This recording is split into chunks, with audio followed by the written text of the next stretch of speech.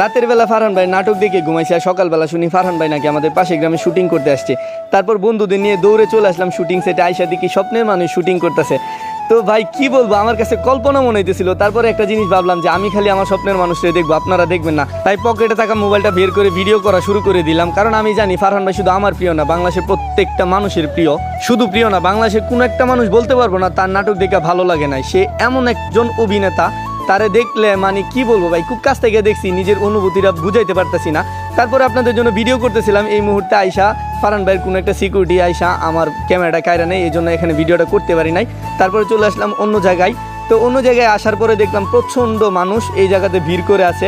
আর ভিড় করবেই না কেন, কারণ ফারহান ভাই হচ্ছে প্রত্যেকটা মানুষের হৃদয়ে জায়গা করে নিছে। তারপরে এত মানুষের ভিড় থাকার কারণে কোনোভাবে শ্যুটটা নিতে পারতেছিল না। অনেকেই রিকোয়েস্ট করছে, কারো রিকোয়েস্ট মানতেছে না। তারপর ফারহান ভাই নিজেই সবাইকে রিকোয়েস্ট করলো, সবাই সইরে গেল। আর এদিক দিয়ে নায়িকাকে মেকআপ করাইতেছে, কারণ ফারহান ভাইয়ের সাথে এখন নায়িকার শ্যুট আছে। আর এদিক দিয়ে ডিরেক্টর রুবেল আনুস ভাই ফারহান ভাইকে বুঝাইতেছে কিভাবে সিনটা নিতে হবে। আর রুবেল আনুস ভাই হচ্ছে বাংলাদেশের একজন ক্রিয়েটিভ ডিরেক্টর, ওনার প্রত্যেকটা নাটকে হিট। আমি ওনার প্রত্যেকটা নাটকে প্রত্যেক দিন দেখি। আর রুবেল আনুস ভাইয়ের ডিরেকশনে যে নাটকগুলো আমি সবচেয়ে বেশি দেখছি, আমার সবচেয়ে বেশি ভালো লাগছে যে নাটকগুলো, তার মধ্যে হচ্ছে ডুবসাঁতার 2, প্রেম কাব্য, হঠাৎ বৃষ্টি, মেঘফুল, বুনোহাস, সালিশ ইত্যাদি আরও অনেক নাটক দেখছি যেগুলোর নাম এখন মনে পড়তেছে না। তো এখন ক্যামেরা অ্যাকশন দিছে, ফারহান ভাই শ্যুট করবো। তো আমি একটু বকবক না করি, আপনারা একটু শুটিংটা দেখেন।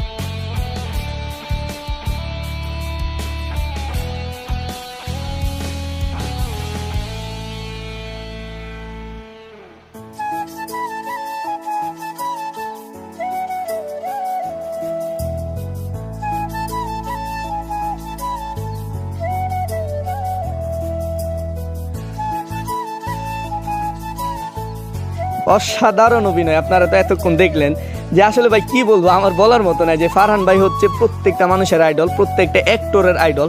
ফারহান ভাইয়ের এক্সপ্রেশনগুলো দেখলেই বোঝা যায় যে আসলে কতটা নিখুঁত, একদম সিরিয়াসলি। তো ফারহান ভাইয়ের দেখে অনেক কিছু শিকার আছে অনেকেরই, তো আমিও ট্রাই করি ফারহান ভাইকে দেখে শিকার জন্য। আর আমি টিকটকে যে এক্সপ্রেশনের কথাগুলো বলি সবগুলোই ফারহান ভাইয়ের দেখে কপি করা, ফারহান ভাইয়ের মতো চেষ্টা করি, জানি না দিতে পারি কিনা। তো আপনাদের অনেক ভালোবাসা পাইছি এরকমভাবে কথা বলাতে।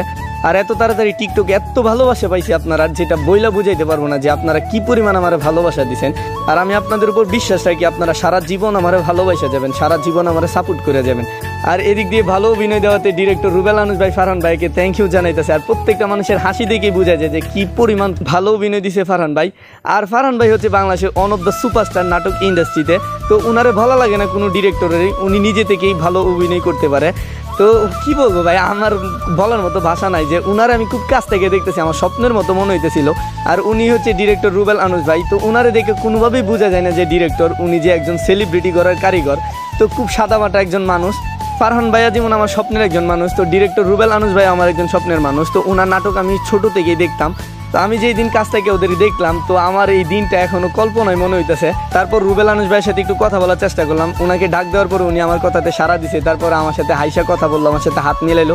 তো ওই দিনটা খুব ভালো লাগার মতো একটা ছিল, যে স্বপ্নের মানুষগুলোর খুব কাছ থেকে দেখতেছি, একদম খুব কাছ থেকে, চাইলে ধরতে পারতেছি, এরকম একটা অনুভূতি ভাই বইলা বোঝানোর মতো না, যেটা মানে আমার মুখ দিয়ে কথা আসে না এই কথাগুলো বলতে গেলে। তারপর মোবাইলটা নিয়ে চলে গেলাম বন্ধুর কাছে, বন্ধুর অনুভূতি শোনার জন্য। কারে দেখতে হয় সব সবার বস, সবার প্রিয়, সবার আইডল আমাদের নিকলিতে মুশফিকার ফারহান, মানে ভাবা যায় এটা টিভিতে বাস্তবে অনেক।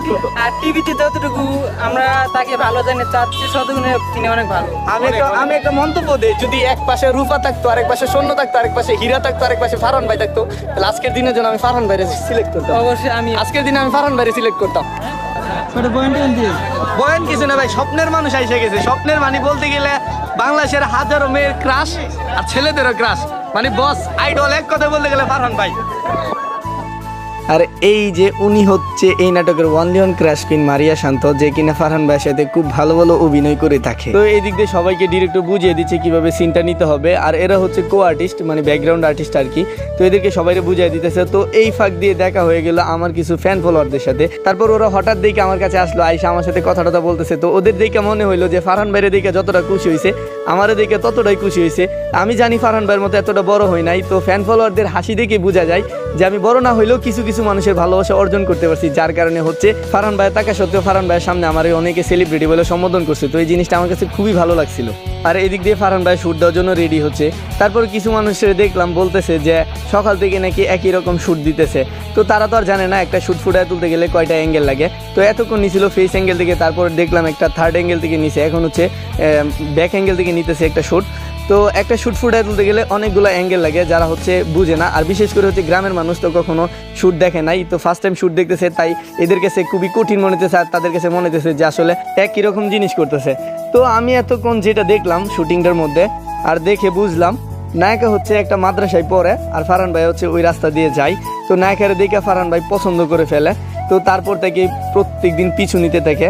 তো ওইটাই ছিল আর কি আমি দেখার মধ্যে যে জিনিসটা আমি বুঝতে পারলাম। তো আমি এতটা বকবক না করি, আপনার একটু শুটিংটা দেখেন। এতক্ষণ তো প্রচুর বকবক করছি।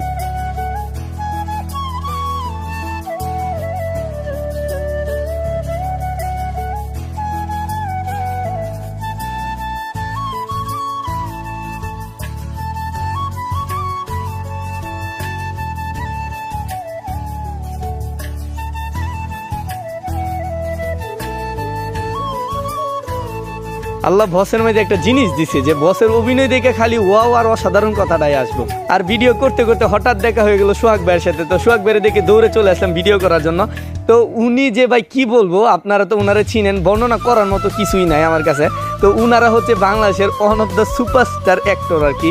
তো উনাদের অভিনয় দেখে মানে ওয়াও কথা না বলে কেউ যাইতে পারবো না, আর একটা ভালো কমেন্ট না লিখে যাইতে পারবো না। আর এদিক দিয়ে সোহাগ ভাইয়ের ভিডিও করতে করতে দেখলাম রুবেল আনুস ভাই হচ্ছে একটু নিরিবিলি দাঁড়ায় আছে, তার সাথে একটু কথা বলার জন্য চলে গেল। ভাইয়া নাটকটার নাম কি?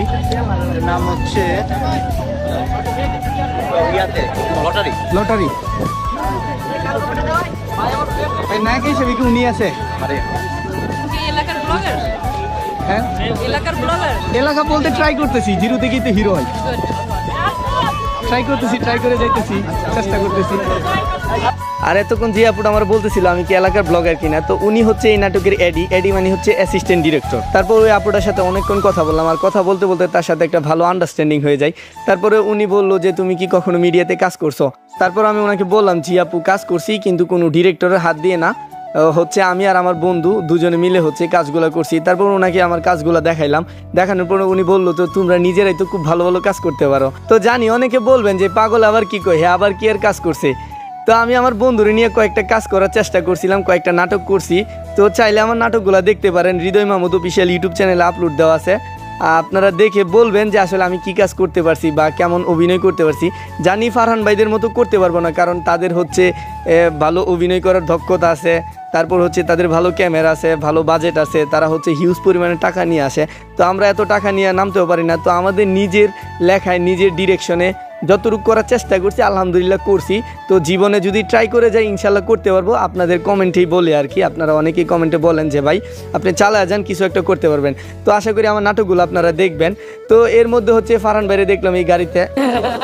আপনার সাথে ছিল ভাই, আপনি সকাল ধরে এই যে বুঝছেন ভাই সকাল থেকে আমি মনে হয় আমার বাবার সাথে এতটা চেষ্টা করি কথা বলতে পারছেন না ভাই। ভাই প্লিজ রিকোয়েস্ট ভাই অনেক ছবি তুলতে সকালে অনেক ছবি ছবি তুলি নাই ভাই। একটা কথা বলবো ভাই, ভাই না ভাই এইভাবে আচ্ছা একটা কথা বলবো, যদি ফিরে দেয় তাহলে চলে যাবো ভাই। আপনাকে নিষেধ করা হয়েছে ভাই। আচ্ছা ভালোভাবে আপনাকে নিষেধ করা হয়েছে। আচ্ছা ভাই জান ভাই আমরা তো একটা ভাই দেখতেছেন মানুষ কিরকম পরিশ্রম করতেছে এখানে। জানি জানি ভাই, আমিও ভাই সিম্পলি খুব ছোটখাটো ভিডিওতে কাজ করছি, আমি জানি ভাই ওই আপনি যদি করে থাকেন তাহলে আপনার উচিতই নাই। জানি ভাই, তারপরে তো মনেরা বুঝাইতে পারি না ভাই। না ভাই আপনি মিডিয়াতে কাজ করেন না, ধারেও যান না ভাই। যাইছি ভাই, ভাই ভাই ভাই যান যান যান ভাই ভাই একটা পিক তুলবো ভাই যান। আচ্ছা যান ভাই যান নাম্বার ধরে পরে তো যান ভাই যান তোলা যাবে ভাই। শেষ পর্যায়ে অনেকটা আকাঙ্ক্ষা ছিল তার সাথে একটা পিক তোলার জন্য, কিন্তু ডিরেক্টরের সাথে একটা ভালো আন্ডারস্ট্যান্ডিং ছিল। তো উনি আমার আশ্বাস দিছিল যে তুমি থাইকো, তোমার সাথে পিক তোলায় দিব না। তো আমার বন্ধু হচ্ছে তাড়াহুড়া করতেছিল বাড়িতে আইসা পড়বো। তারপর আমি একটু চেষ্টা করছিলাম যে আমার নিজের চেষ্টা নিয়ে আমি তার সাথে ছবি তুলতে পারি। তারপর হাজার চেষ্টা করেও তুলতে পারলাম না। এমনকি এই শুটিং স্পটে যত মানুষ ছিল সবারই একটা আকাঙ্ক্ষা ছিল তার সাথে একটা পিক তোলার, কিন্তু কেউ তুলতে পারলো না। কারণ ফারহান ভাইয়ের যে বডিগার্ডগুলো ছিল তারা কোনোভাবেই ফারহান ভাইয়ের কাছে যাইতে দিত না। পিক তো দূরের কথা, ভিডিও করার জন্য দিত না। তো অনেকটা যুদ্ধ করে ভিডিও করছি, আপনারা তো সারা ভিডিও তো দেখলেনই। তো আপনাদের জন্য এত কষ্ট করে ভিডিওটা করলাম। যদি ভিডিওটা ভালো লেগে থাকে আমার কষ্টের বিনিময়ে একটা লাইক করবেন, কমেন্ট করবেন, আর আমার পেজটাকে ফলো করে রাখবেন এরকম ভিডিও দেখার জন্য। তো থ্যাংক ইউ সো মাচ এতক্ষণ কষ্ট করে ভিডিওটা দেখার জন্য।